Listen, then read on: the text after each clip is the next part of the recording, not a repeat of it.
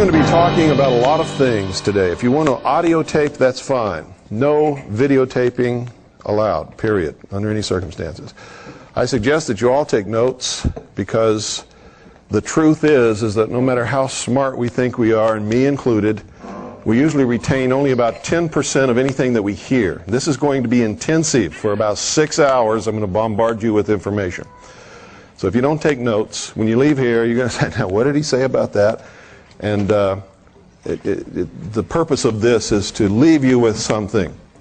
I want you to go out of here with a good understanding of the information that I'm going to cover.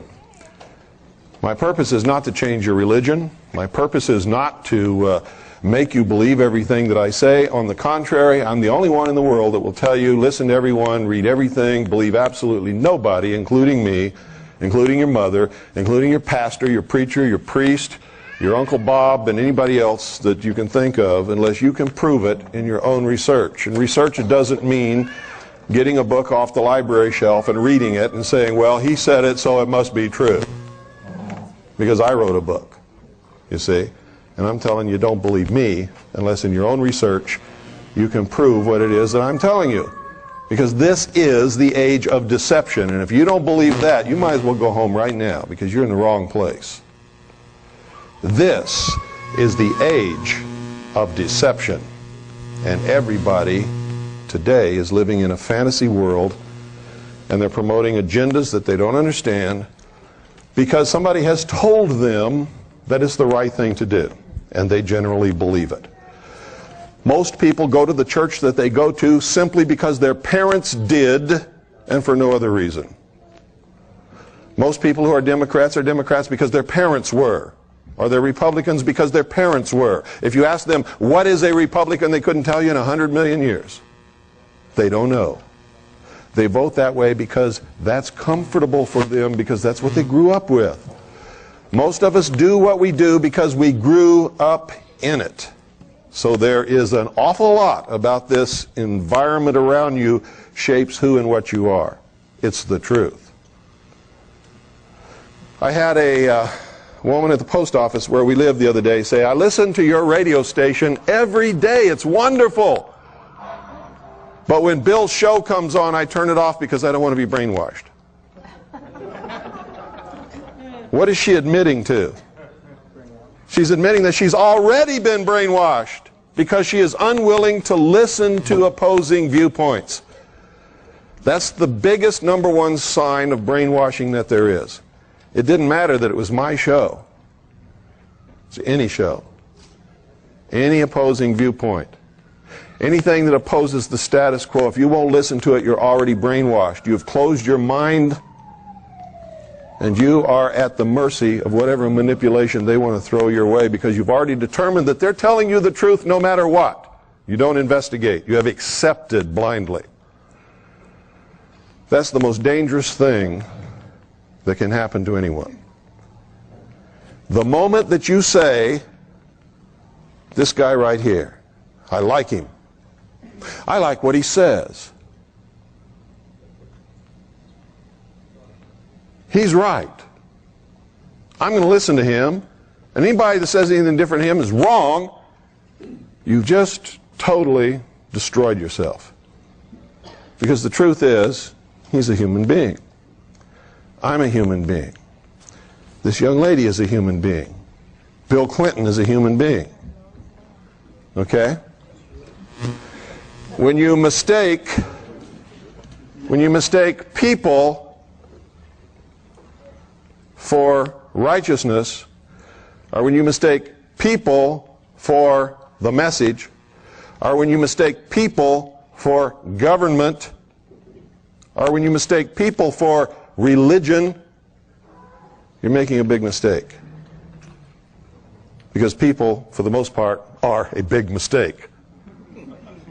Does everybody understand what I'm trying to tell you? We are subject to temptations. We are subject to our own carnal desires, lusts, and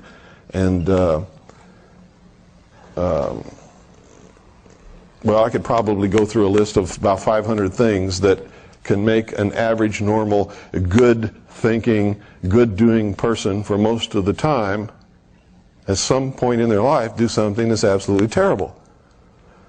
Most of us are here and not in jail because most of us, when we did whatever it was that was so terrible in our life already, and everybody here, without exception, has done something like that, we got away with it, didn't we?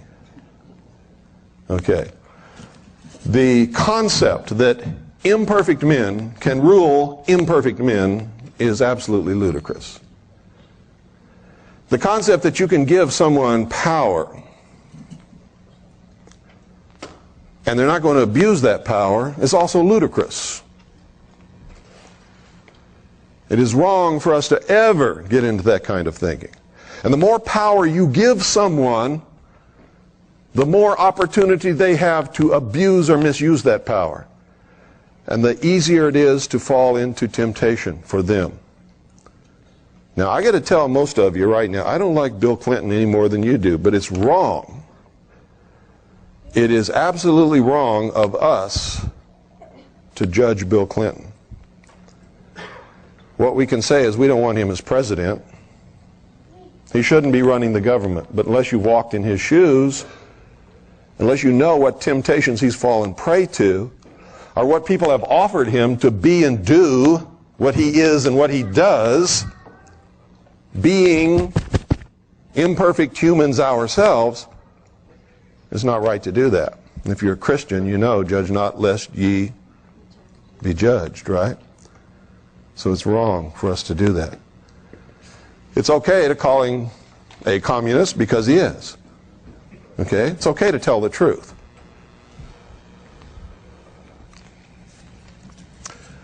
Truth is what I'm all about.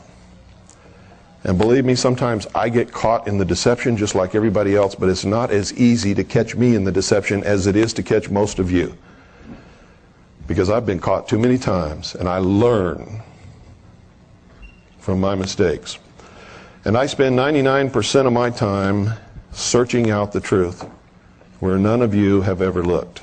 Some of you may have looked in some of the areas and some of the things that I've looked in, but I can guarantee you there's nobody in this room who has looked where I've looked as long as I have looked, as diligently as I have done it. Okay? Now, what I'm going to try to do today is sort of give you some of what I've learned. And you can take it for whatever you think it's worth. I hope that you will take it out of here and use it to search for your own truth. Truth is not always cut and dried. It's not always black and white. You can't get into the concept that, hey, this is right and that is wrong and there is no in-between, because that's not true. There are all kinds of in-between, all the time. And truth is elusive, folks. I have to tell you this. It's elusive at best, and it's hard to find. And the moment you think you know it all, you have lost yourself again. It's one of the major things that I've discovered in my life. Is by the time we reach an age where we understand we need to learn something that we don't really know at all, it's usually in the late 30s or sometime in the 40s. If you've discovered that earlier than that, you are the exception, you are not the norm. Because isn't it true that during the first years of our life, we're just discovering the world around us? We're subject to the authority of our parents. And Doyle, why don't you go ahead and put it up here? It won't bother me a bit. All right. We're subject to the dictates of our parents, the authority of our parents, our preacher, our minister, high school teachers, principals, the community at large. And isn't it true that during those years we're basically trying to serve some sense of discover who we are and what the world is about, and not really what the truth is? Sort of fit our way into it whether we think we belong or not. And isn't it true that during those years the major preoccupation with most people is to be liked by everybody else? Isn't that what most of us spend most of our time in high school doing? Trying to be liked by everybody else? so that instead of looking for the truth or doing the right thing, we do what we think the other children around us would like for us to do so that they will like us. Now, it's not bad to admit that because it's a human thing. And every person in their younger years goes through that. Then we get into our later teens and our early 20s, and what is the major preoccupation on everybody's mind? Sex, right? Anybody who says no, I'll call them a liar to their face. It's sex. Whether you'll admit it or not, it's the truth. And because to be involved in that activity, or to have someone, whether you're involved in actually having sex or not, but the sexuality of being with someone else, you have to have a job. And you have to have a car. And you have to be able to talk the talk and walk the walk, right? So that takes up our life. And then sometime, usually in the later 20s, some guy sets out to get a girl and she traps him. Right? So they get married. Some people don't. And that's to their great credit, because personally, folks, after having lived my life and being honest with myself, any woman who marries a man before he's the age of 36 is a fool. Because most men aren't ready for that. They're not mature enough, and you're just asking for trouble. But people have done it and succeeded. I don't know how they did it, but they did it. But that's what we're all wrapped up in that stuff. And none of it really means anything. Because it's all going to happen to you anyway. If you are just doing the right thing, you're going to attract the right people. And if you're a man, the right woman's going to come along. And if you're a woman, the right guy is going to come along if you're involved in doing right things. But the problem is we try to make it happen, and that's where we get in trouble. And we ignore all the most important things that we should be involved in our life that really matter. Because these other things are just natural things that are going to happen. You can't make somebody like you in high school. Whatever in the world made us think that we could make people like us? If we just go along and do what we're supposed to do and just be ourselves, people are going to like us. But we think we have to make it happen. Or we think if we do this or we do that, Susie's going to like us more, and we're going to have the hot date we've always dreamed about. Well, you might, but as soon as Susie finds out that it's all phony, it's all going to fall apart anyway, right? Okay. So by the time we're in our late 30s or sometime in our 40s, it's usually when we begin to discover what's really important in life. Now, if you don't believe that, look around in this room and look at the age of everybody in here. See, if I was lying, this room would be full of 16-year-olds and 20-year-olds and 25 years old, but it's not, is it? What's the average age of everybody in here? Late 30s and 40s, right? So I'm telling you the truth, aren't I? By the time we reach that stage, if we make a concerted effort to learn everything that we need to know and begin to really do the right things, we don't have enough time left. That's why I devote every single moment that I have in my life to this. Because there just isn't enough time. And even if I do the very best job that I can possibly do, I can't complete the task that I need to complete before I'm going to pass on into another reality. And so it's so important to me that you get something from me and take it and continue with what I'm doing. The whole nation needs to be doing this.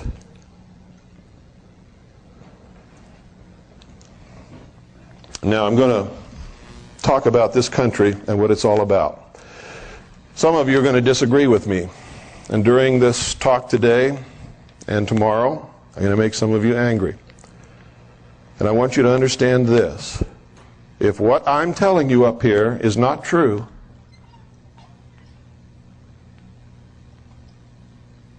it's not going to bother you.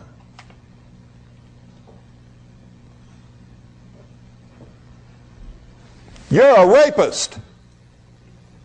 Did that bother anybody in here? Anybody get bothered by that? No. You know why? Because there's no rapists in here. If I said, you're a rapist, and somebody got up and started yelling at me and ran out the door, you'd know I hit somebody, wouldn't you? Okay. On my radio show, I use the term sheeple a lot. I can always tell when I hit the targets, boy, I get the letters. How dare you call me a sheeple? That person wouldn't have wrote that letter if that person wasn't a sheeple. Because they would have known I wasn't talking about them. Right? Only the person that the arrow hits gets angry. So the reason I'm telling you this is if you find what I'm talking about disturbing, I'm hitting you with some truth that is bothering you. That's really bothering you, and you need to look at it really closely. Because it wouldn't be bothering you if it wasn't true. If it wasn't pinging on you personally with something that you know inside of you is not right, it's not going to upset you. And that's the truth. Okay. There are a lot of people who are extremely critical of my radio broadcast because they say I spend too much time on symbology and history and the mystery religions and all of these things that they write me letters and say, I don't care about that. It doesn't mean anything. Why don't you get into some nitty-gritty? Well, they don't understand that is the nitty-gritty.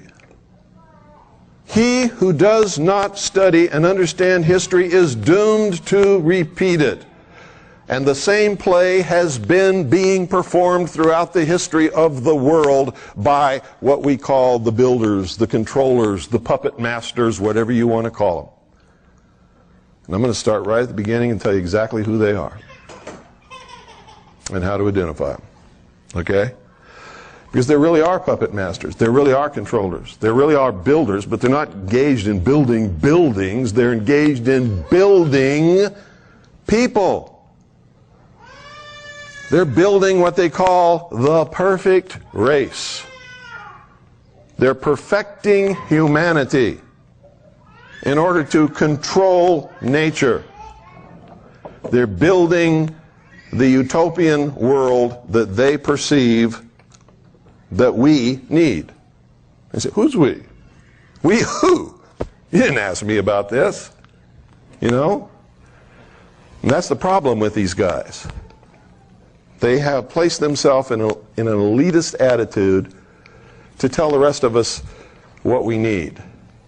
And the truth is, we don't need them to do that. Okay? They haven't got the right to do that. They think they do, because they think we're just a bunch of stupid cattle. And I got to tell you, for the most part, most people prove them right all the time. Not intentionally, but because the knowledge, the truth has been withheld from the people. And that's how they manipulate people, is by withholding the truth and controlling them with the lies. Okay? Now, first I got to start off here. I got to ask you a question. What's the most important thing about this country that you can think of? And I want to see some hands and hear some answers. This is a participation sport when you come in here with me. Okay? Yes, sir. Recognition of God-given rights, okay? Individual liberty. Individual liberty. Freedom. No king but King Jesus. Sound money. Sound money. Okay, now I'm going to ask you another question. Which one of those, because somebody already gave the right answer, which one of those do you think is the right answer? Everybody all at once. Freedom. Freedom. Why? Because none of the rest of them would exist without it. You couldn't have any of the rest of them without the freedom to do it. You give somebody the power to say you can't have one king but King Jesus, and you're not going to have King Jesus. You're not going to have Christianity. You're not going to have a church. In fact, if they catch you saying the word Jesus, they're liable to chop your head off and throw your body to the lions. Isn't that correct? Okay. The greatest thing about this country, whether you agree with me or not, it's the absolute truth. If you take this away from any person or any group of people, you have no country. Freedom. You have no religion. You have no sound money. You don't have any of it. You're subject to the control of the people who have taken your freedom away and who are now subjecting you to their will, because that's what lack of freedom is.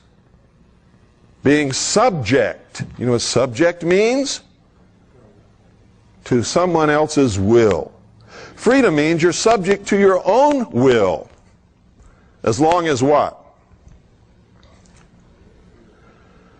As long as you take responsibility for your actions and you never hurt the person or property of any other human being. Period. If you do, you put yourself at war with someone else. Is that freedom? No. Then you're taking someone else's freedom away. You have become the bad guy when you do that. How many of you have heard of Dave Emery? Talk show host. KGO, San Francisco. Anybody?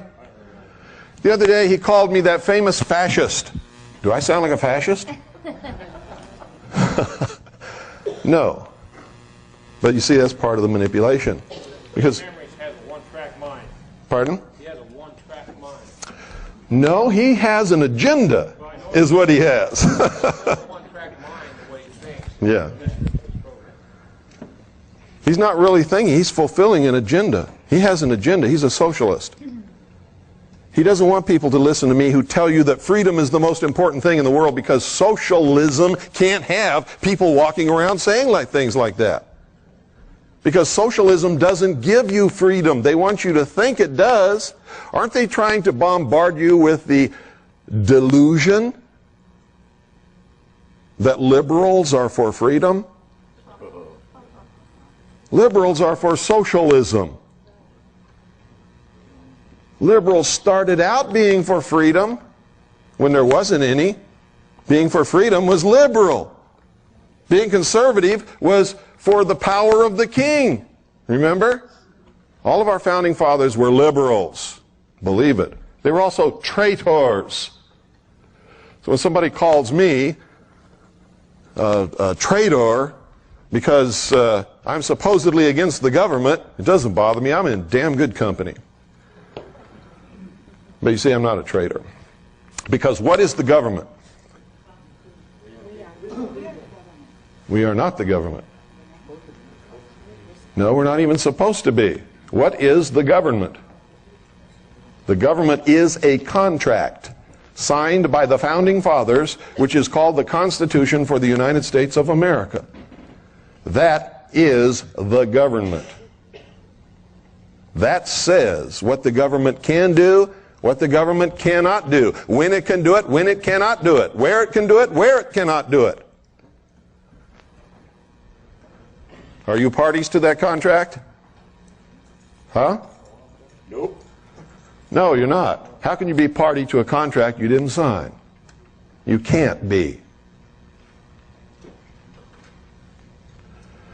So it's a contract entered into between the signatories representing the first 13 colonies in order to establish a union of independent sovereign states for their mutual benefit and protection. Correct? Am I right? Okay. Only those who signed it and those whom they legally and lawfully represented are really bound to it. Is that correct? Yeah. No. Now, don't get into all this posterity stuff, because posterity is only bound to it if they want to be. How do you get bound to it? Taken out. You're in a territory which wants to become a state. and by vote you agree to become bound to it and are accepted as a state of the Union. You understand that? Okay. Why? Because you elected representatives to act in your behalf. Is that correct? Okay. Is that a democracy? No. Is this a democratic country? No. Was it ever meant to be? No, never. So why do we hear all this talk about democracy all the time? It's the agenda to brainwash the American populace into accepting democracy, which is what? The first step into socialism. Why? No, because in our human failings and in our temptations, if it's one man, one vote, the majority is going to vote themselves everything, right? And if you vote yourself everything, what is that? The state owes me a job. We're going to vote that the state has to give us all a job. We're going to vote that the state is responsible for making sure that I have X number of dollars a year, so we're going to vote that there's going to be a minimum income for everybody in the country. That's socialism. Lenin, V.I. Lenin, you all know who he is? The man who founded the Soviet Union? V.I. Lenin said, democracy is indispensable to socialism. You can take a free people, make them into a democracy from whatever they were before, and they will vote themselves into slavery every single time because they are weak. They want the benefits. They want the check from the government. They want the job from the government. They want a car from the government. They want medical care from the government. They want everything from the government. What's the fallacy in that? The government doesn't have anything to give you unless they first take it away from you. Right? Now, for somebody who works and is productive, they don't like that. That's not good, is it? Somebody, however, who is a weak victim, that's great, isn't it? Because they don't have to do anything anymore, do they? They can just sit back and be provided for.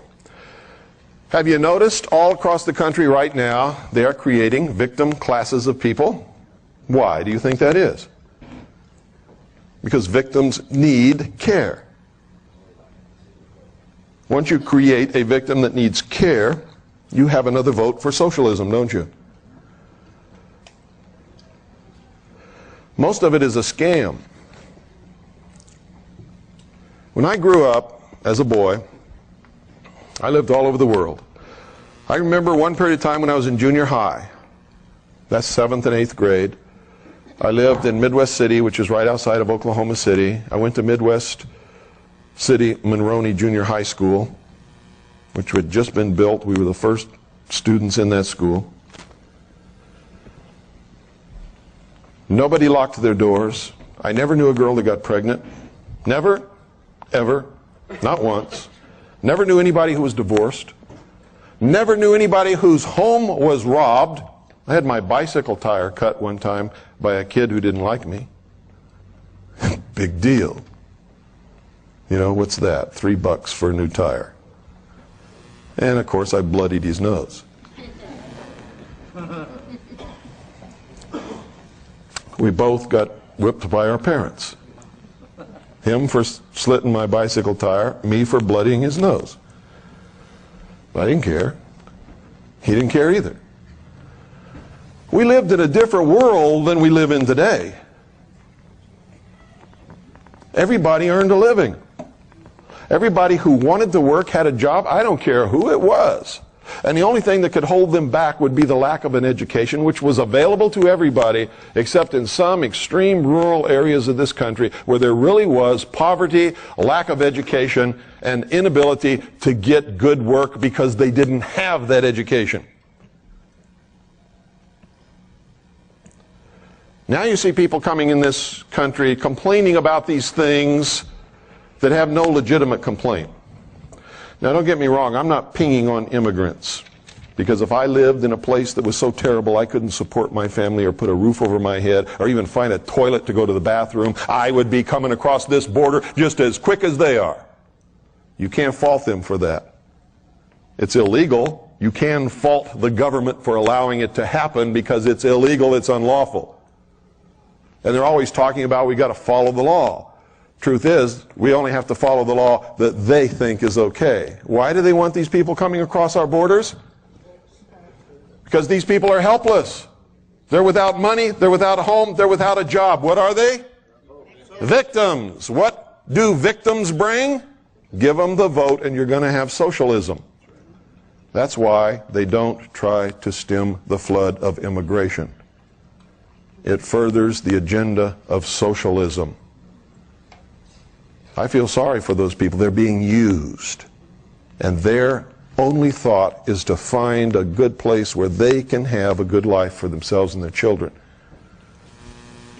They're being used and abused, and they all become good little Democrats. They all vote socialist, and they all want their handouts from under Uncle Sam.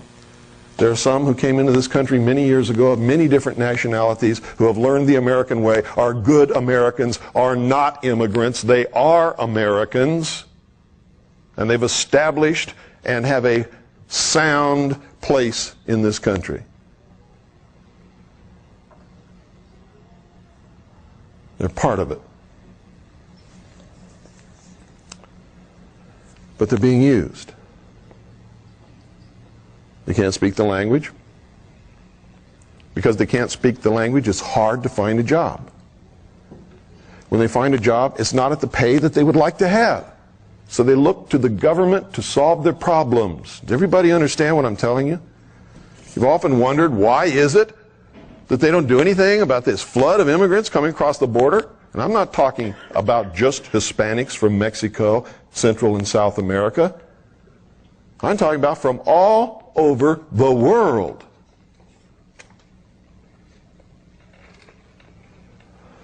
They come here for a better life, not realizing that in coming here and being manipulated and used as they are, they're going to destroy all of their chances forever having the American dream. They're going to help bring about socialism, which will put them back into slavery again. And that's got to stop. You have to understand the agenda. You have to understand who's bringing it about and why before you can see the manipulations and how people are being used and manipulated to bring it about. How many of you believe that this is a Christian government? How many of you believe that it was founded as a Christian government? I hate to tell you this, but you're wrong. This country was built by Christians because that's the majority of the people who originally came here. And a lot of the things that they believed in is reflected in our laws and in our traditions and in our government. But the government was never meant to be Christian. Have you ever seen the government in church?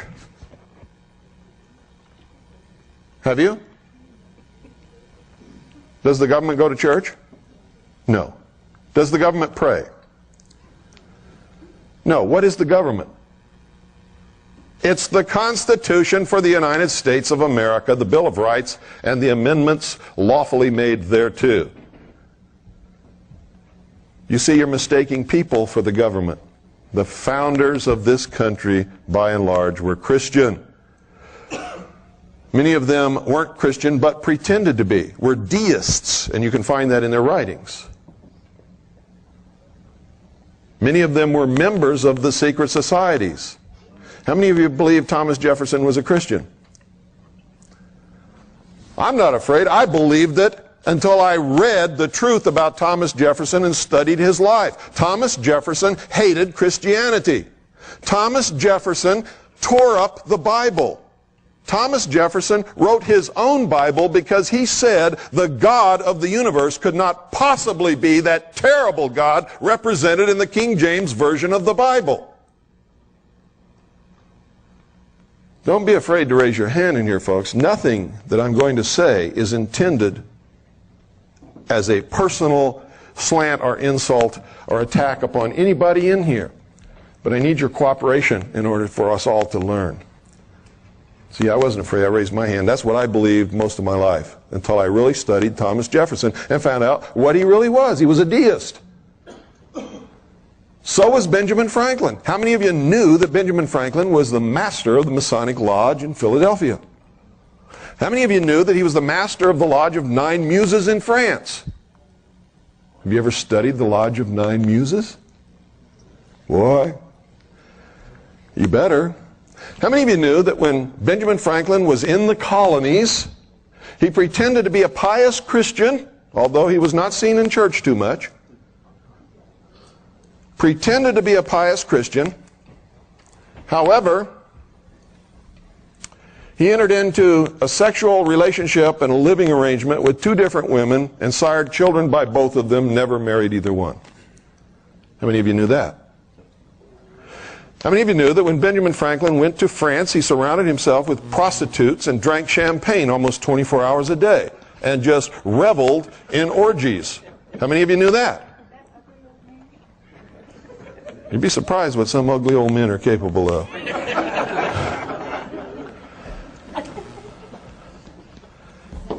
See, these are things you don't know because you were taught something different, and it makes you uncomfortable to hear what I'm telling you, only for the reason that you've been taught something else and you've been reared with it and you've accepted it. It's hard to let go of something that you have learned and accepted that is not true. You don't want to let go of it because then you have to give up your comfort zone. How many of you know that George Washington was a Freemason? How many of you know if you're a Freemason, you cannot possibly in your wildest dreams be a Christian? It's absolutely impossible. And I can show it to you in their own words. So how could George Washington be a Christian? And you don't even know the slightest, teeniest bit about his real involvement in the secret societies.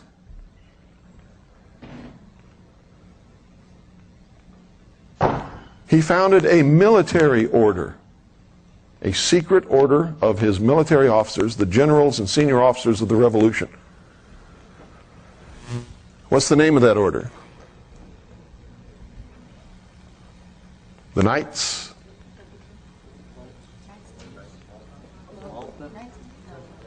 of Cincinnatus, also known as the Knights of the Golden Circle.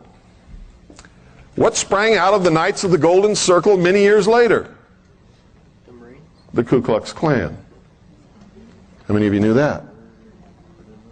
No, see, you don't know these things because you're so willing to accept that what you know is right without investigating. And until you break out of that mold, I'm going to tell you right now, you're never going to know anything about the truth of this country, who founded it and why, and where it's going, what's happening today, and what the consequences are going to be for us down the line. You see, all of this has happened over and over and over and over and over again throughout the history of the human race. These people know how to lead us wherever they want us to go because they study history and we don't. What was Rome? What was Rome? A republic? What kind of republic? A constitutional republic. They had a constitution. Did you know that? It was a republic. Did you know that? What happened to Rome? It fell into oligarchy, and then into dictatorship, then into rampant immorality, and socialism declined, fell, and became the Vatican. Anybody here doubt that? I can prove every word of it. The Roman Empire never fell. It changed its name. The emperor became the Pope. This is the truth. The old pantheon of Roman gods became the pantheon of saints, and they are identical in name and everything else. Now, I'm not trying to hurt Catholics. I'm not saying that you belong to the wrong religion. I'm not telling you to change your religion. I believe in freedom. I'll fight for you to be a Catholic or a Buddhist or a Baptist or whatever you want to be. But when you come to talk to me, I'm going to tell you the truth about all of it, whether you want to hear it or not. And the only way to escape that is to get away from me. Okay? We are all manipulated. All of us. Do you have the freedom to choose your religion? Do you? Well, it depends upon a few things. So, however you answered that, whether you answered it loudly or quietly, you were right. Doesn't matter. If you were reared in a family that did not indoctrinate you into any religion, then by the time you reached the age where you could be responsible to make your own decision, yes, you could choose your own religion based upon honest study. If you're a child and your mother is Jewish, what are you? You're Jewish. And how are you reared? Jewish. So from the time you're a little baby, you are taught to be Jewish. Do you have a choice? No. Is Jewish a race? No. So is it true that if you're born of a Jewish mother, you're a Jew whether you want to be or not? No. You're a Jew because you're taught to be a Jew from the time you're born. Same with Catholics. If your parents are Catholic, from the time you're a little child, you're required to go to catechism. What is catechism? Brainwashing. What is teaching this little Jewish child that he's a Jew, whether he wants to be or not, and teaching him how to be a Jew all the time he's a little baby up until the time he grows up? It's brainwashing. What is it when your parents take you to the Baptist church from the time you're a little bitty baby and require you to go to Bible school and teach you all of these things from the time that you're that small and can't make a conscious choice of your own and don't know what is right is wrong? What is that? Brainwashing. Is it right? Depends on your viewpoint. Personally, I think it's wrong. I think everybody should be able to make a choice based upon honest investigation and finding out what is right to them. Now, a really devout Christian would tell me I'm full of crap. A really devout Jew would tell me the same thing. So would a devout Catholic, and so would a devout Buddhist. Because they don't want to hear it. Why do they do these things? To make sure that the religion survives and prospers and grows. Somebody else would say, oh no, it's to make sure that the child is raised in the proper religion. What is the proper religion? I could ask everybody in this room and get just as many different answers as there are people in this room. Isn't that true? Now, let me ask you something else. If this government were Christian, which Christian is it? Seventh-day Adventist? Certainly not Branch Davidian. Baptist? Come on. A relationship with what? A relationship with Jesus Christ?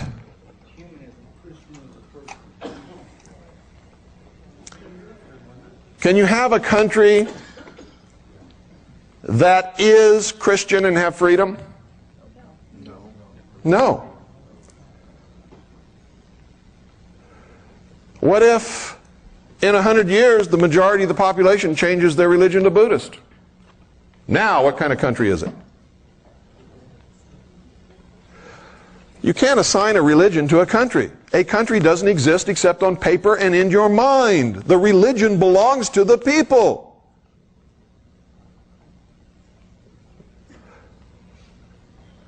Does everybody understand that? Let me show you something here. How many of you have seen this?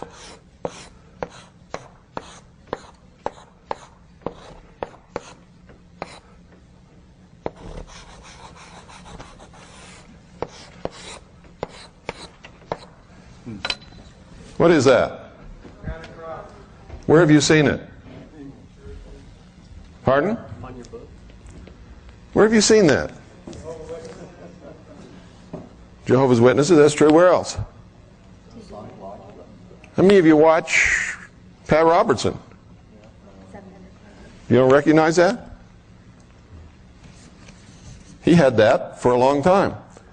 It's the symbol of what great Christian broadcasting network? Who's on TVN? Huh? What does it mean?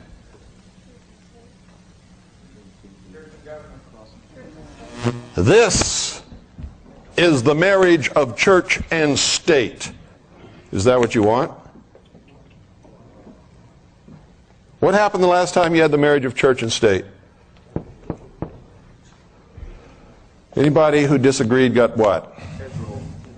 Burned at the cross, placed on the rack, chopped into pieces, tortured, murdered, burned.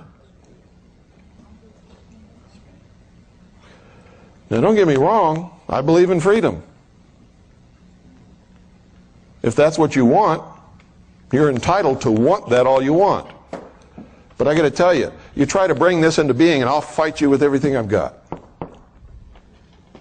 Because I don't believe in burning people at the stake. I don't believe in placing them on the rack. And I am a Christian.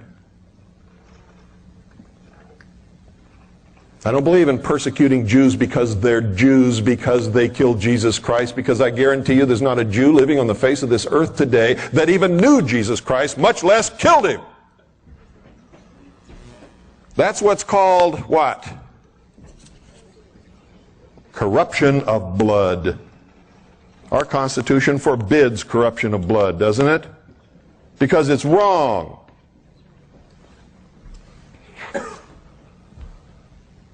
By the same token, I don't like Jews who say, we're the chosen race and the rest of you are a bunch of stupid cattle and we're going to rule the world someday. You know what I say to them? Not if I can help it. Because why? Because it's this. Only it has a Star of David instead of a cross in the crown. Is that what you want? You see, that's democracy. When you have enough people who believe like you do to force your will upon everyone else, you become the bad guy. What does freedom say? What is freedom? The right to choose. As long as I don't hurt the person or property of any other human being, I can believe what I want, go to whatever church I want, be whatever I want, read whatever book I want, do whatever I wish, and do it abundantly and with prosperity. And without freedom, I couldn't do any of it, neither can you. When you ask for this, you're asking for enslavement. And right now, you might be the slave master, but who's going to be in charge 50 years from now? That's the uncertainty about these things. You might be on top now, but just wait a little while. It never fails. If you study the history of the world, you'll find whoever the oppressed is today will be the master tomorrow. A lot of what's happening in the world today is because this happened yesterday. Make no mistake about it, everything that is happening in the world today is because of race and religion and the persecution caused by those two different things throughout the history of the world.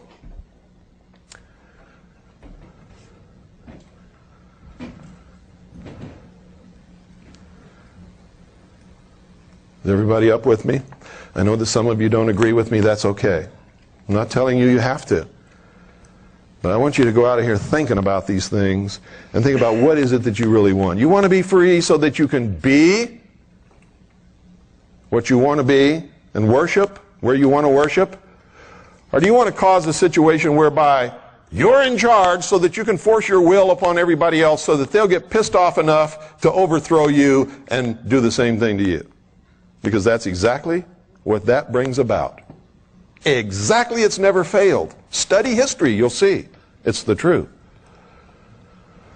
So, gee, if our founding fathers were deists and they were members of the secret societies.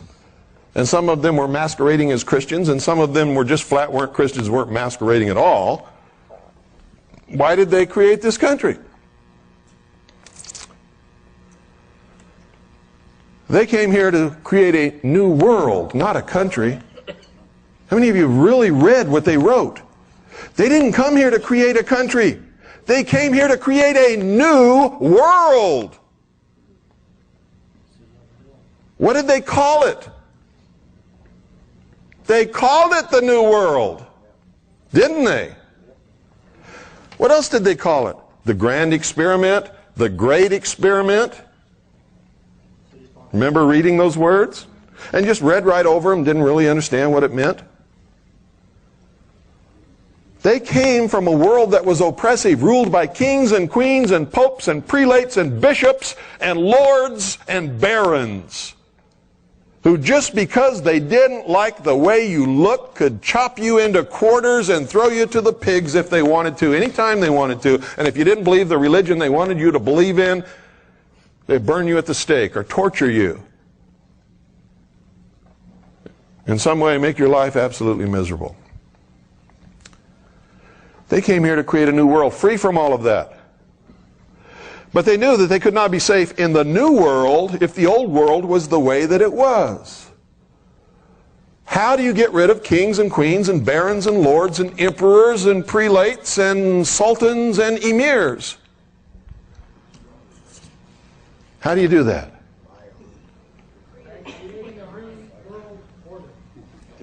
That's exactly right. A new world order. From the beginning, that was the goal, ladies and gentlemen. That's the absolute truth. From the very beginning, that was the goal. What do you think New World means? What do you think it means?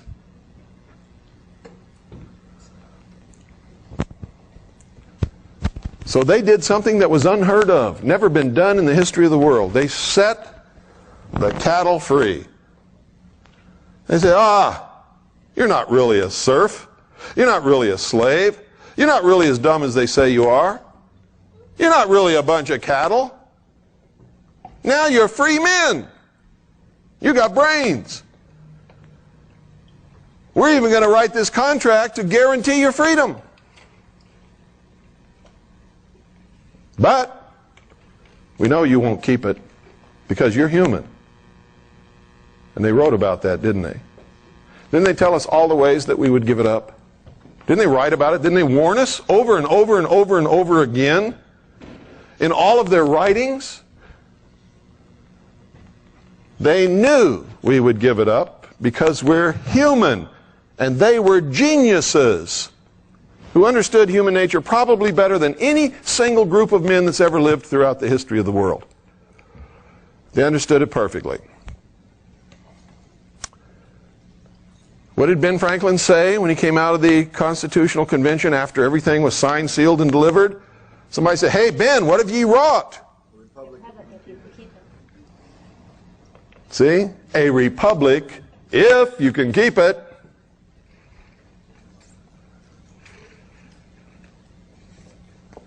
He knew. They all knew. What was it really about? Why did they give it to us if they knew we would give it up? And they did know. Make no mistake about that. They knew. What do you think the fight over federalism was all about? They wanted to make sure that at some future point, the great central government would seize control.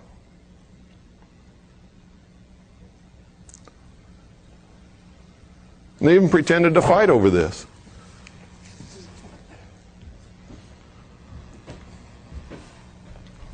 Like all of these secret society people do. It's called the Hegelian dialectic. We want all these people to do something. So you and I are going to get together. We're going to create two different causes. We're going to get all these people wrapped up in it. We're going to pretend to fight against each other. And this fight is going to bring about the conclusion that we really wanted in the first place. And they're all going to think that it was done accidentally by them, and we didn't have anything to do with it. How How many of you understand the concept of Hegelian dialectic of manipulation of political resolutions? If you don't, you'd better read Hegel and you'd better study it, because that's what's happening. That's what the abortion issue is all about. Can government decide the abortion issue? Can you decide it with laws? If you could, everybody would obey the law, there wouldn't be any issue, would there? The Supreme Court has already made the law, haven't they? Thank you. I've been saying that for 20 years. It's the truth.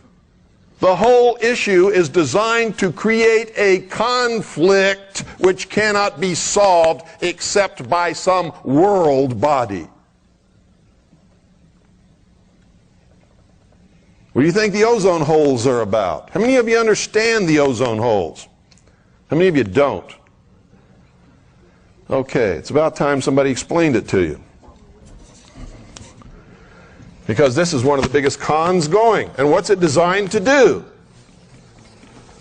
Create a conflict between people who need to pollute the atmosphere and people who don't want it polluted, to prevent the depletion of the ozone layer, so that we're all not fried by the sun's rays coming from the great Apollo up there riding across the sky in his chariot.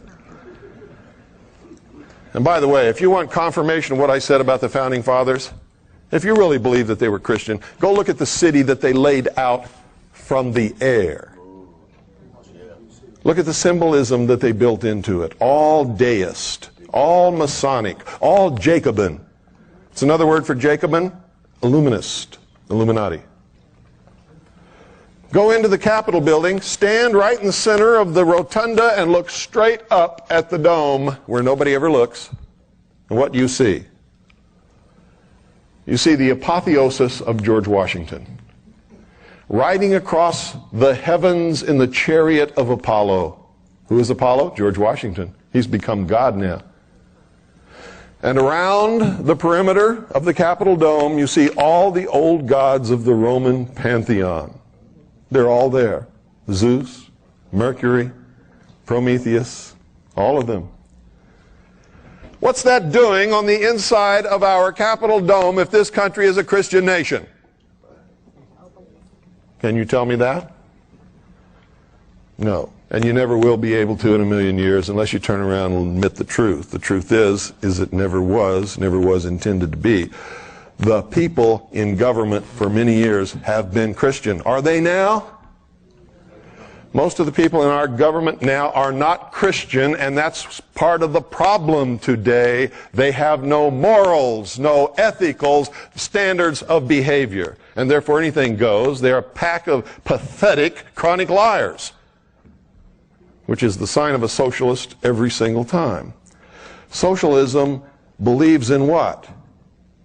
The supremacy of the mind of man, not in God. Anytime man has supremacy over everything, everything becomes what? Subjective. If you're God, how can you do something wrong? And that's the whole problem with this crowd now. They don't have anybody to answer to. You see, whether you believe in God or not, the human race must have God. They must have a superior power to which they must answer. If they do not, then everything becomes subjective. And if I want to slice your head in half, by God, there's nothing wrong with me doing it because I'm God. You understand that? That's really what's wrong. When man has nothing or no one to answer to, man can do no wrong, can he?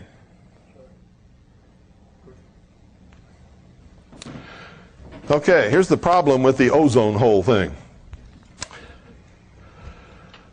How many of you have noticed that every time they show a picture of an ozone hole, it's always over or near one of the poles? How many of you have noticed that? Every time. Because it has to be. It's the only place it occurs, and it's not really a hole at all. And it has nothing to do with what we do. It has nothing to do with CFCs or anything else. that we do here on this earth, period. Because here's the truth of it. How many of you have also noticed that whenever that hole occurs, it occurs at that particular pole in the wintertime? Why is that? Well, the earth is tilted on its axis. So if this is the North Pole up here, we have the earth right here, and we have old Sol over here giving out his rays. What has to happen to form ozone, folks? Sunlight must interact with gases in the atmosphere. Which gas? Oxygen. When sunlight strikes oxygen in the atmosphere, it causes a chemical reaction which splits O2 into two single O's. So O2 becomes, what is that? Ozone. Ozone. Each one of these is ozone. But what is it also? It's what's called a free radical. It doesn't like to be in that position. It doesn't like to be unattached. Okay? Some like people I know. Can't be without a mate for 10 seconds. And so they always choose the wrong one, which ensures that they're going to break up and they can't be without a mate for 10 seconds.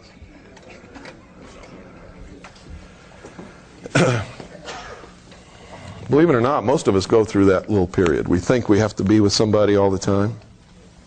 Not true. Okay. These, because they're free radicals, they don't like that state of being, don't last very long. As soon as they find something to latch onto that they can oxidize, they will. Or as soon as they can find another free radical of oxygen, they will form once again O2. Or if they can find another radical of oxygen and an atom of hydrogen, they will form water. They don't like being apart. So ozone doesn't exist very long after it's created anyway. It's in a constant state of creation and attaching itself to something else and disappearing. So ozone is in a constant state of flux, becoming and unbecoming all the time. And it's caused by the sun rays interacting with oxygen in the atmosphere. What do we call that layer? There is no such thing as an ozone layer. What is it called? Because what are these? These are ions. Ozone is an ion of oxygen. Okay? It's called the ionosphere. So why don't these freako-environmentalist liars call it what it is, the ionosphere? Because it would be the truth, and we can all prove that the ionosphere is not disappearing. It's where ionization of gases takes place due to interaction with the sun's rays. Energy from the sun. Everybody understand that? So instead they say, there's an ozone layer. Oh, really? Can you taste it? Can you touch it? Can you feel it? It's the ionosphere. And this whole thing is a hoax. Because here's what happens. As sun streams toward the earth, you can see down here at the South Pole where they're having summer, sun's rays are hitting all over the pole, aren't they? But up here, they're not hitting a portion of the pole. At the pole that is experiencing winter, what do they have there that's unusual about the rest of the earth? They have 6 months of darkness. There's 6 months when the sun's rays are not hitting that part of the earth or the earth's atmosphere.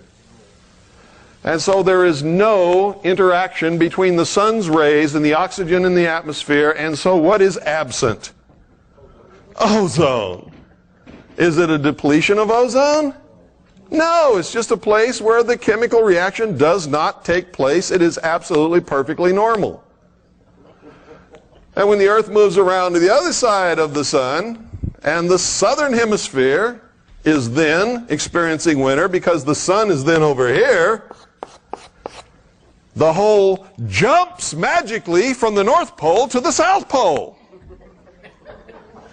And all of the CFCs that we are leaking and using on the face of this earth have magically migrated to one spot over the pole where nobody's leaking anything and depletes all the ozone right there. You see, if this was really true, where would the holes be? Los Angeles, London, Tokyo, there's a biggie. Phoenix, right? Do you know that the state of Arizona is the only state in the whole 50 United States that knows this and has passed a law saying, screw you, we know there's no ozone holes, we'll use CFCs all we want, and we do.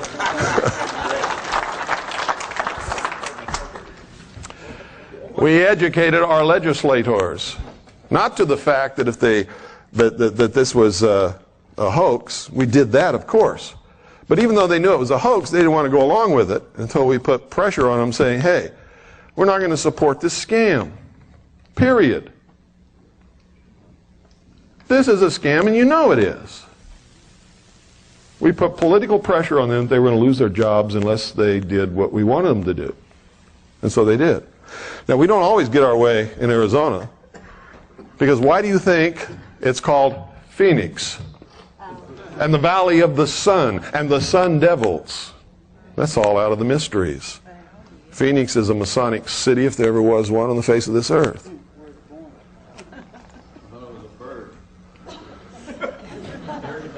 Nope. Phoenix is a symbol.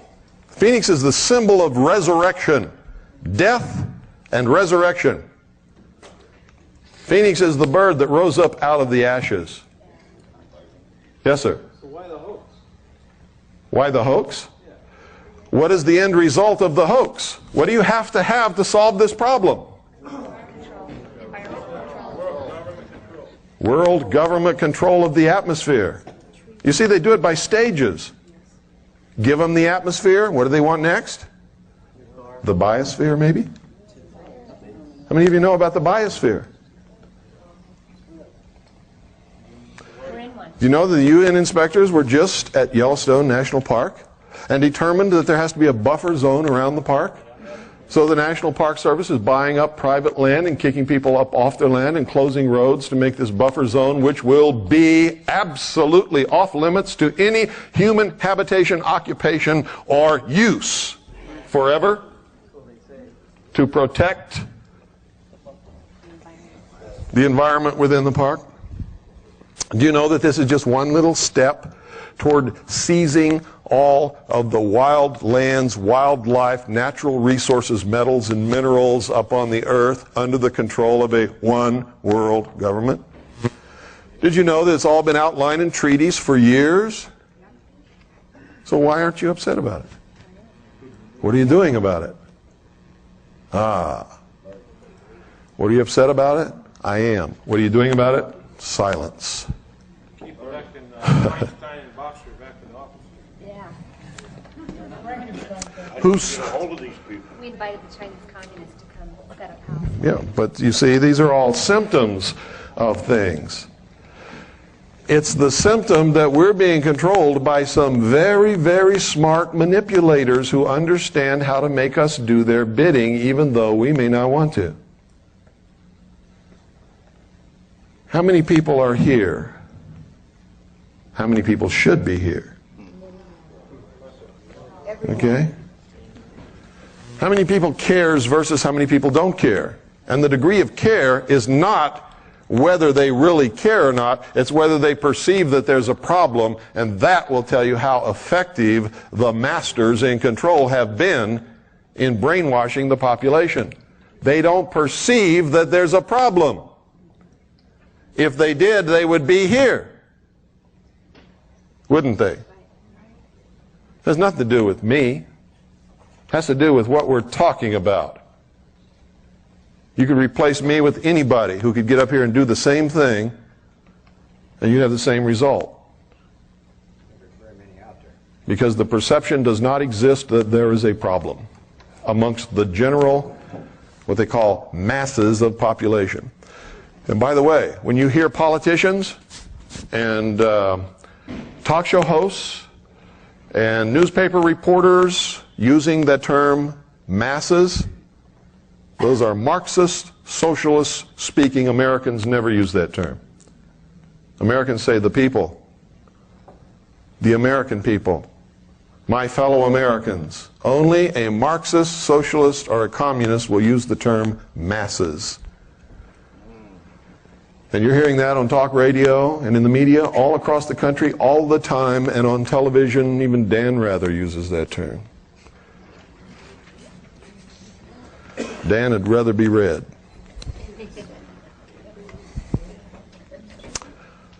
Okay, are you beginning to get sort of a feel of where we're going and what this is really about and how important it is that we understand it? And understand this, I'm going to say it one more time. I'm not trying to change your religion or what you believe or anything. I'm trying to confront you with some truth in the hopes that you will use that information and that truth in order to come up with some decisions and some actions on your part so that we can change this. Turn it around. There is only one uniting common bond amongst all Americans. What is it?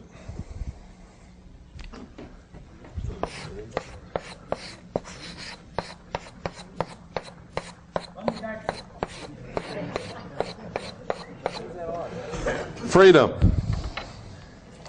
If that isn't the most important thing in your life, you're not going to do a thing to help us save this country. In fact, more than likely, whatever you're going to do is going to help us destroy it.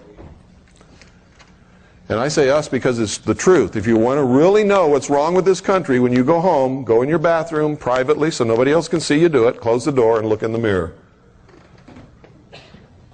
Look in the mirror.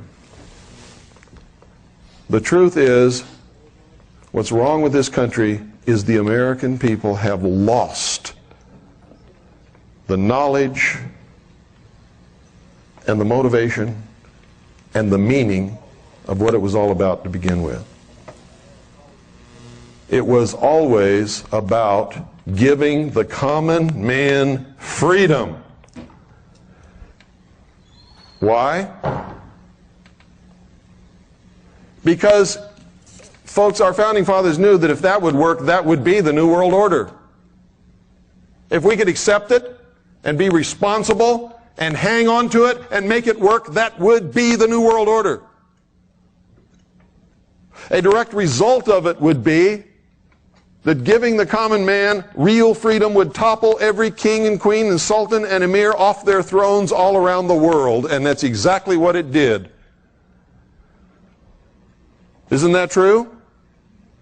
And they knew that they couldn't have any kind of a new world or new world order of any sort unless they got rid of the kings and queens and sultan and emirs and lords and barons.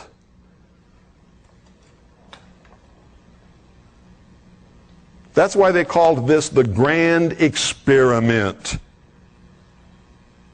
Because that's what it was. If it would work, it would be the New World Order. If it wouldn't work, it would be whatever they thought that it should become. You know what they think it should become? You know what they're trying to make it now?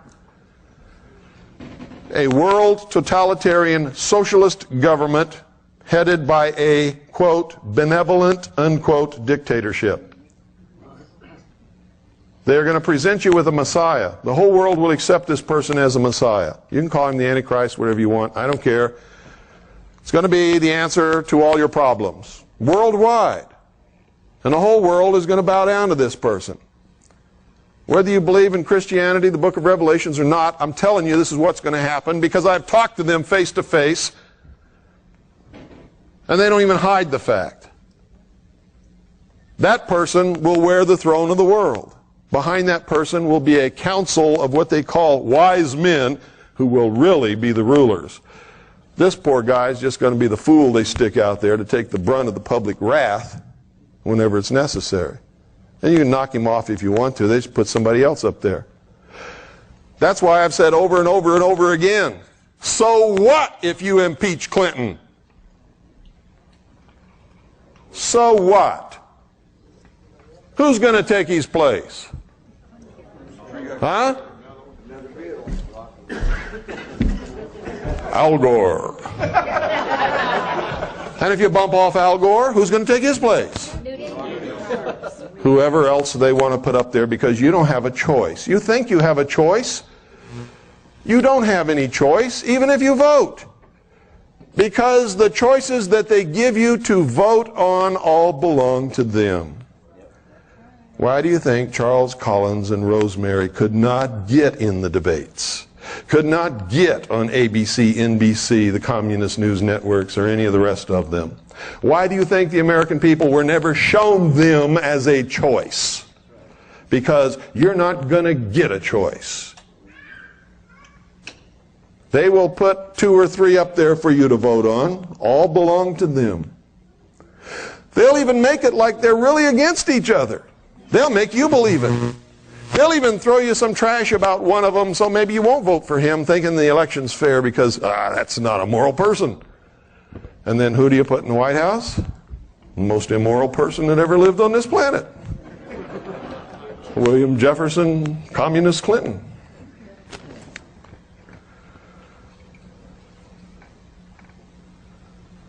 You don't have a choice. That disappeared a long time ago.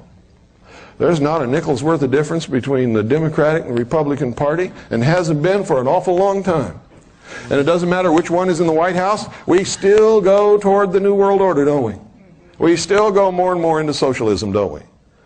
But if they were truly different, that wouldn't happen, would it? So, I guess that, what time is it? Anybody got the time? 2:30. Let's take a very short break. Let's hold it to 10 minutes because I've got an awful lot to cover, folks. Thank you very much.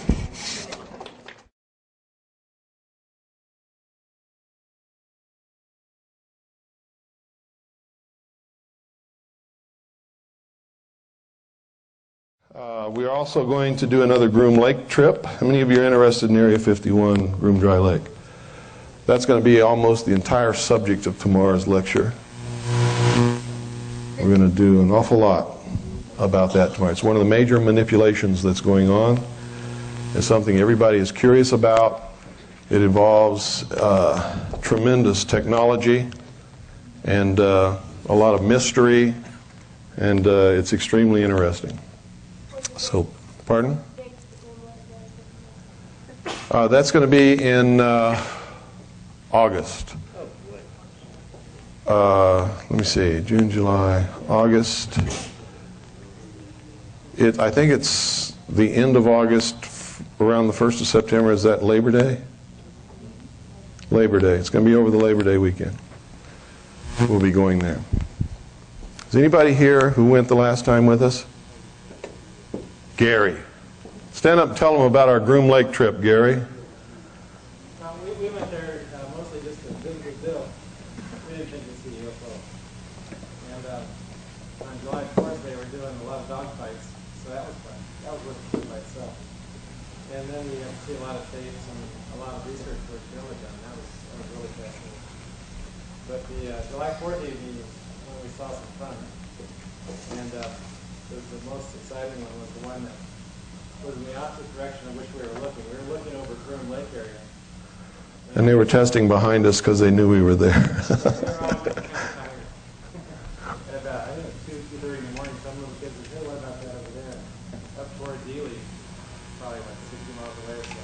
Yeah. We got to watch the dance for a while. It was really fascinating. If we would have stayed at Rachel, though, we could have seen all 5 of us. Apparently there were 4 of them at low altitude that we couldn't see. And from Rachel you could see up that valley, so we could have seen all 5 of us. And the guy that told me that was a Air Force nuclear physicist that was doing the technique. Yeah. And he said he should have stayed here and had some more time. Did you have a good time? I had a great time. Just keeping up with you was tough. How about the people that came? All really nice people. Fantastic people. Only the best people ever come to our activities, and I'm not exaggerating at all. They are the greatest most gracious, most polite, most concerned people that I've ever met in my life. And that's why they come. That's why you people are here. You care. If you didn't, you wouldn't be here. And that's the truth. So many of you fit into that category that I was just talking about. Some of you just grouchy old codgers and you know it. Like I get sometimes. Now, if I get a little impatient sometimes on the radio or anywhere else, it's because I've been doing this for so many years, folks. I don't want to be rude to anybody. I really don't. But I've learned a few things. One is there's no time left to suffer fools. There just isn't any. So if I'm confronted with a fool, I just let them know it, get it off my chest, get rid of them as quickly as I can, and hope that that is enough of a shock that maybe they'll get out of their foolishness. Okay? Because there just isn't any time. We're going down the tubes on a roller coaster. There is no time to tell you all that you are brilliant, wonderful American people, and that, with people like you, we don't have any problem. We're going to turn it around right away and, pass the hat and put some money in there and hoorah. Bullshit. It ain't true, and I ain't going to tell it to you. You're never going to hear that from me. We're in this situation because all of us, me included, we're dummies for most of our lives. And unless we change that, we are never going to turn anything around. And that is the cold, hard truth, whether we like it or not. And we all, at some point in our life, have to go in the bathroom, confront our own self in the mirror and say, Bill Cooper, you've been a fool for most of your life. What is the matter with you? You've got to stop it right now. You got to stop being stupid. You got to become a real American. You got to care about things. You got to find out what the truth is so you know what to care about. And it's hard to say. I know because I've done it. I couldn't be up here if I had not confronted myself in that manner. You've got to do that. You have to do it. If you can't make a change. You'll never understand. You'll always be saying, well, I ain't no sheeple. I ain't no fool. I know everything. I know what America is.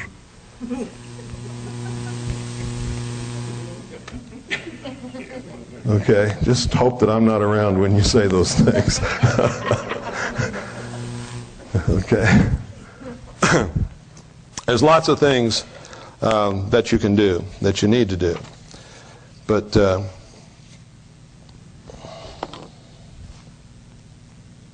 I want to just sort of give you a few things that are recent, so you'll know. And these are not really terribly serious things. Some of them are, but they're just things that you will all understand, and you'll understand them quickly. Listen to this. How many of you know who Alvin Toffler is? How many of you have read his books? What was the first book? Future Shock. Then after that was what?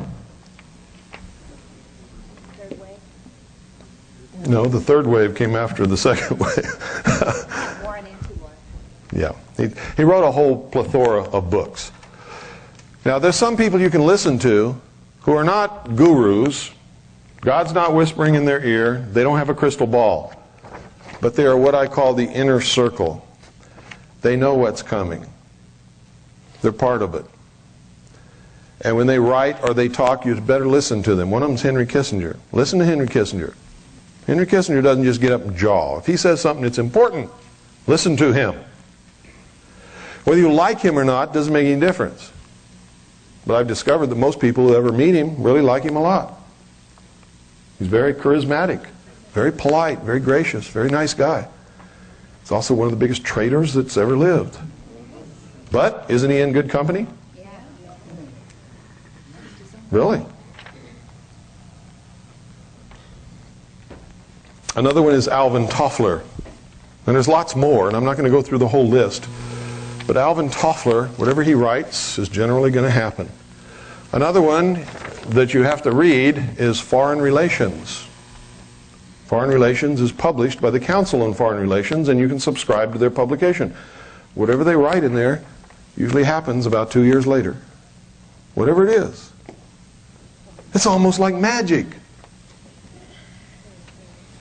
If they're not involved in any of this, how come what they write about always happens? Almost everybody in government belongs to the Council on Foreign Relations and the Trilateral Commission, or both. Toffler admits to having been a Marxist in the third wave. He wrote it on page 24.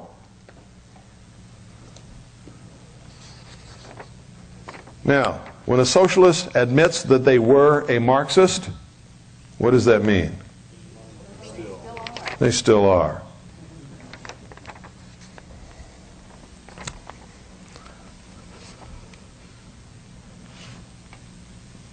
Toffler says in the third wave, it requires governments that are simpler, more effective, yet more democratic than any we know today. What's that a code word for? Socialist. It is a civilization with its own distinctive world outlook, its way of dealing with time, space, logic, and causality. What's that mean? World outlook, world government, world control. Causality, social engineering. You understand what I'm saying? They speak in a code that they understand perfectly. The average person hasn't got the slightest idea what they're talking about. And if you don't study them and their symbology and what they believe in and what their agenda is, you'll never know. You could read this and never know what this guy's saying. Oh, that sounds nice. That's what most people say. Oh, that sounds nice. Doesn't it sound nice in a way? Yeah. But if you really understand it, it's not nice at all. What they're saying is, screw you, we're going to enslave you. We're going to engineer how you live, how you think, how you work, everything. Hitler tried it, didn't he?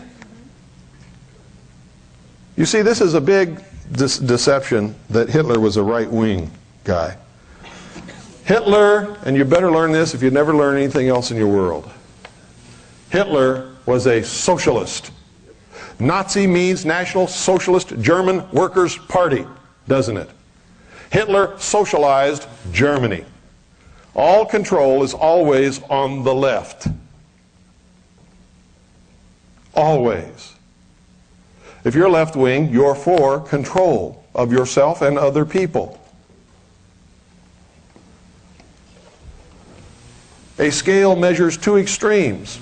On the far left, you have total control of everything and everyone, and, by the way, ownership of everything and everyone by the state, which is more important than anything. It's called communism. On the right, all the way at the extreme, you have the total absence and lack of any and all control by anybody over anything or anyone. That's called anarchy. Anarchy sucks. Communism sucks.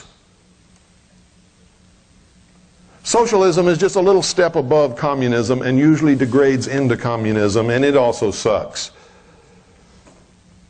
Usually anything close to anarchy also sucks. And so do all those people who want to engage in those things. To tell you the truth, they're in a mind state that sucks.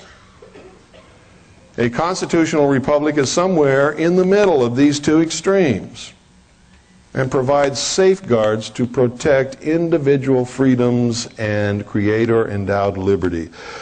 Whether you believe in God or not, if you don't understand that freedom and liberty must be creator-endowed, then you are opening the door for somebody to take it away from you because they don't have to answer to a creator. You understand? So even if you don't believe in God, you better start. If you want to stay free. If you want to stay free. If you don't care about freedom, you don't have to believe in God. You see, there must be something that human beings answer to protect us from ourselves. Because the minute we become God, how many of you in here want me to be God? I don't want me to be God either. Because I know who I am. I know the temptations that I'm subject to. I have seen what power can do to people, and I might fall prey to that same corruption that would allow me to use that power wrongly. Even Jesus Christ, if you're a Christian, was tempted. What was it that Satan offered him? The world. What is it these people are after? The world. Jesus turned it down. They're not gonna. If you were to give me the world, you know, I'd be hard put to turn it down, because then I could make it the way I want it to be. Is it the way I want it to be, the way you want it to be? You don't know that. You don't know, and that's the big problem. Why would you even want to take a chance? I'm a pretty good guy. But you don't want to take a chance on giving me the world or anybody else. You don't want the world. You don't want vast amounts of power, because you're a human being, and power will corrupt you and destroy you, and you will use it to destroy others. And that's the truth of the matter.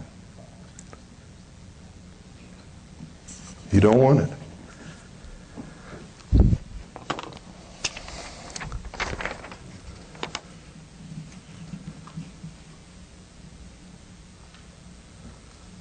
Toffler said in the third wave on page 6, this book is based on what I call the revolutionary premise. That's Marxist if there ever was a Marxist statement in the whole wide world.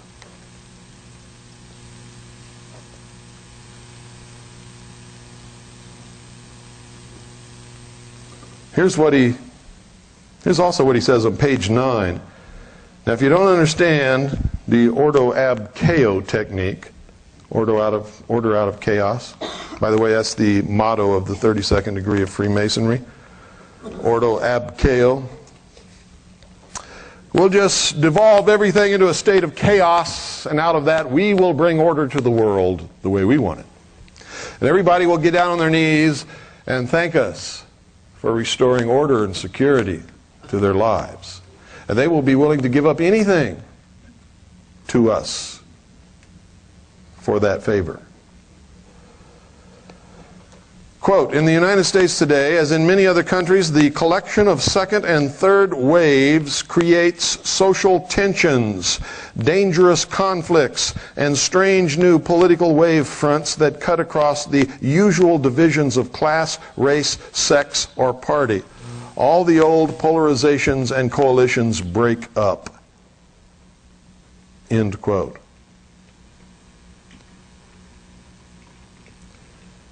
How many of you women thought Gloria Steinem was doing you a favor? Gloria Steinem is a communist who created the concept of feminism to destroy American family life. Feminism is not good for you. Being a responsible woman is good for you. Being a good person is good for you. Whether you choose to do it in business or in the home doesn't make any difference to me. And yes, you should get equal pay for equal work. And yes, you should have the vote and all of this other stuff. But feminism? Feminism is war between women and men. It was created intentionally to destroy the basic unit of freedom in this country, and that's the family.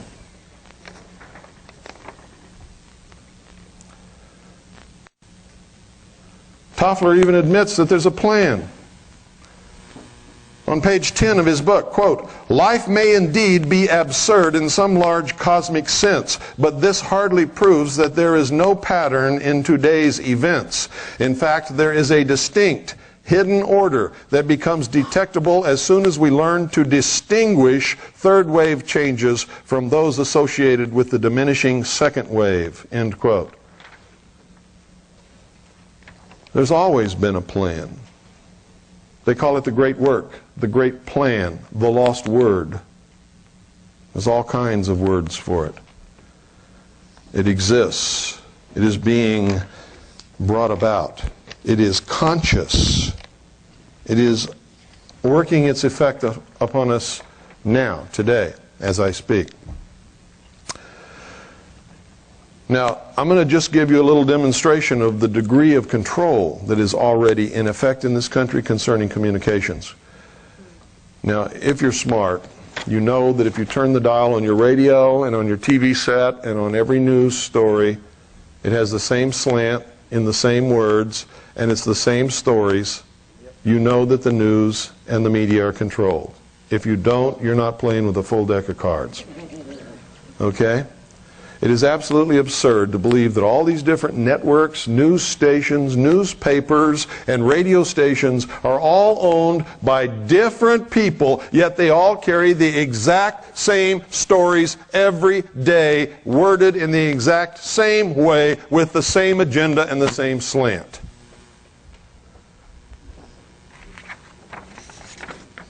You see, if they were all separate and independent, that could never happen in a million years, because no two people ever attach the same importance to the same event or the same slant on the same story unless they're handed it.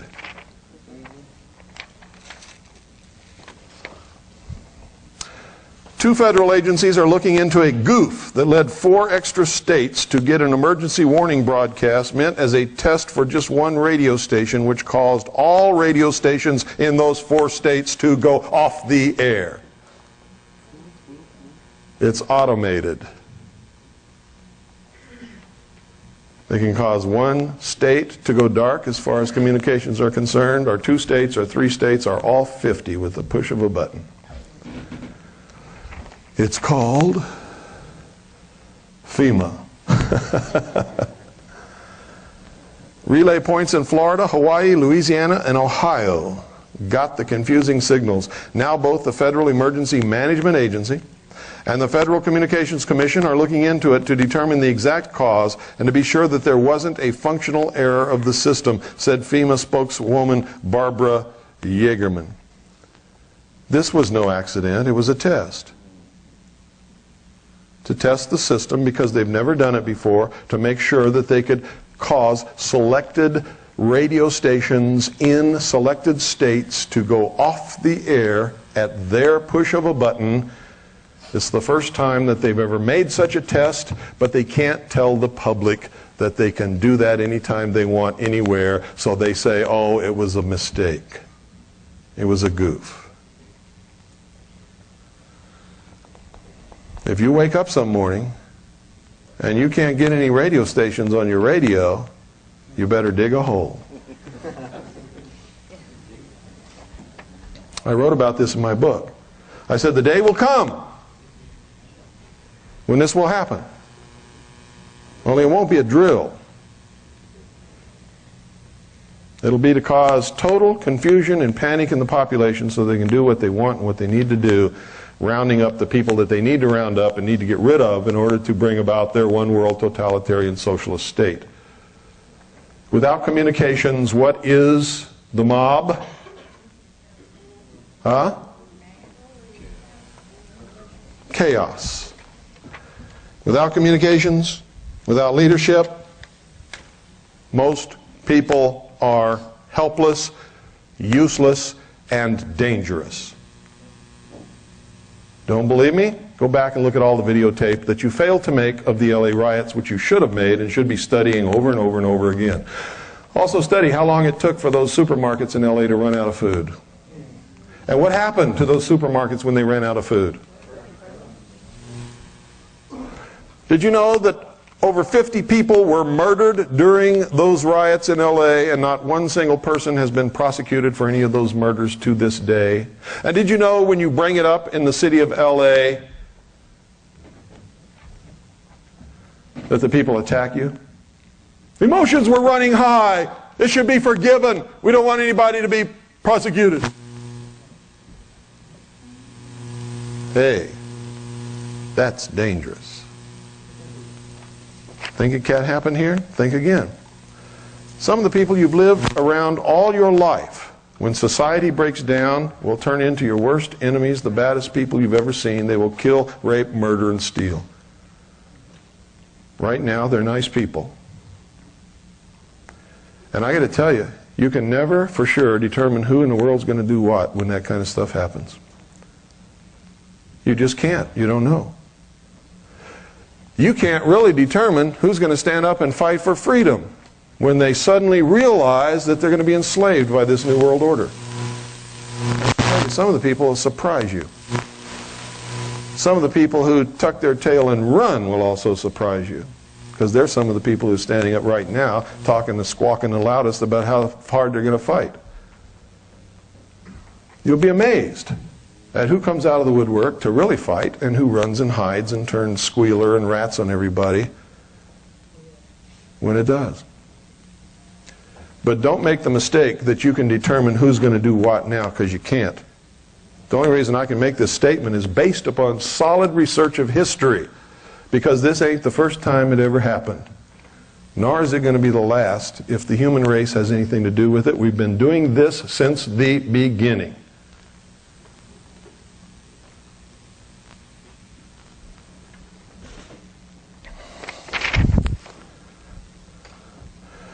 How many of you have heard Hillary Clinton's latest quote?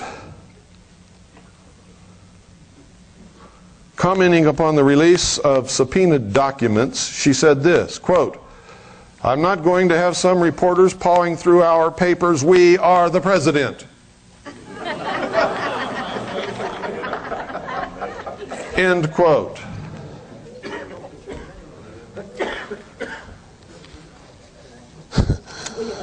How many of you voted for Hillary?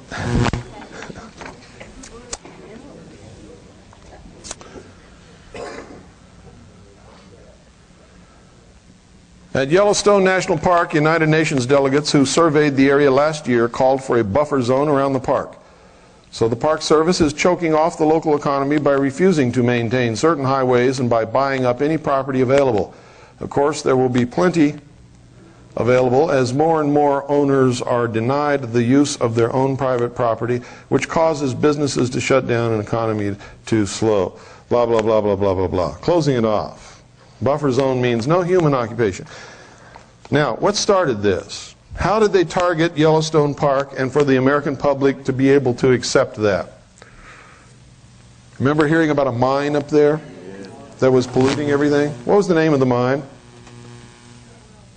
Huh? I heard it. New World. Don't be bashful. The New World mine. You think that's an accident? No. Who do you think went up there and staked out the claim and started mining the New World mine to pollute everything, to cause this to happen? Huh? You think some miner went up there and staked it out and decided to name it the New World Mine? You see, these people are arrogant. They love to flaunt what they're doing in our face. They like to slap us with it because they think we're so stupid. And like I said earlier, most of the time, most people tend to prove them right. They laugh at us, constantly laugh at us. Look at those fools. We got to stop that. We must stop it.